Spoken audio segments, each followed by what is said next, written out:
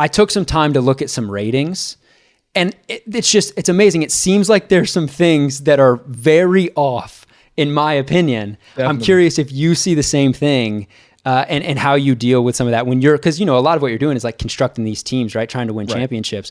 It's almost like you're working in a different stratosphere. It is not. I always say it's not the actual NBA.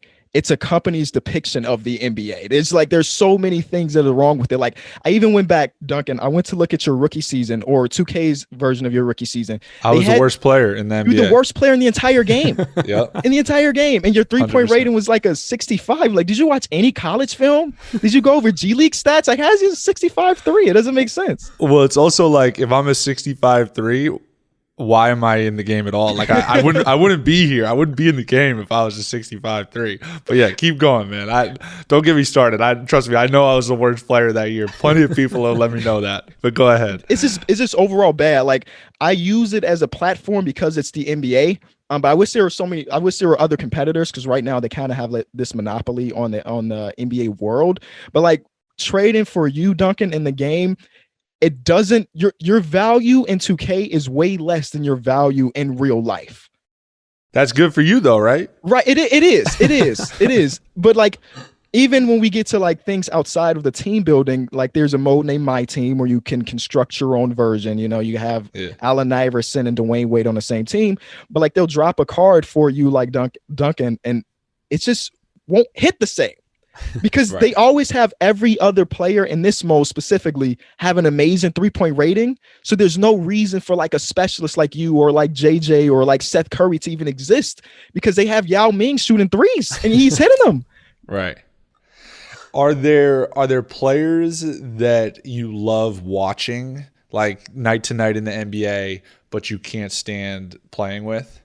I would say I'm on a Heat podcast basically, but Jimmy Butler, especially from previous years, they had Jimmy Butler as an absolute bum. Like you said, I'm a Bulls fan, so I used to run with the Bulls when it was him, Derrick Rose, and a bunch of other players, and it just wasn't fun. They had him like couldn't score the ball, and Jimmy Butler's one of his best things is his drawing foul ability. In 2K, he can't draw fouls. He'll shoot 2 free throws the whole game, and that's not the Jimmy Butler me and you know. So he's just one of those players. I just want him to be great, and they just don't allow him to do that.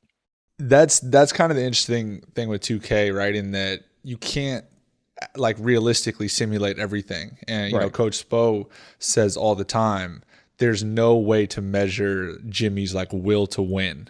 And that's so much of like what he brings on a night-to-night basis and what makes him valuable. So like, you're right, there's no way to capture that. They can give him a high rating, but they can't actually make it so he does the things that he does night in and night out in a video game. So I totally, trust me, I have my own frustrations with 2K. I think that there are a variety of like just shortcomings, I guess. Mm-hmm. I used to play the game all the time. It's actually funny now that I'm in the NBA and in the game. Right. I like never play it anymore. And some people play it all the time still. Like guys love playing and playing with themselves or whatever. But I can't seem to do it. I like whenever I like miss a shot, I'm like, no way, man. Like I would have made that. and I turn it off. I'm just like stubborn like that.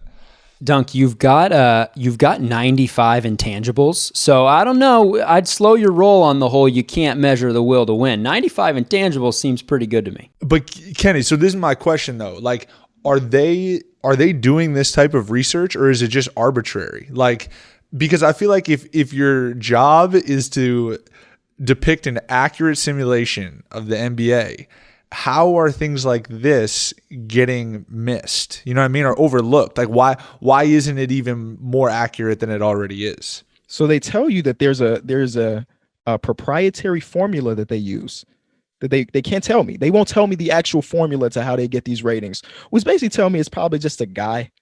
It's just a guy, because it doesn't make sense, right? So they have the overall ratings that we talk about, but they also have this thing named tendencies, right? So it tells you how likely Duncan Robinson is to attempt a 3 versus to try to dunk on someone. And then when you get into those are even worse than what we're talking about today.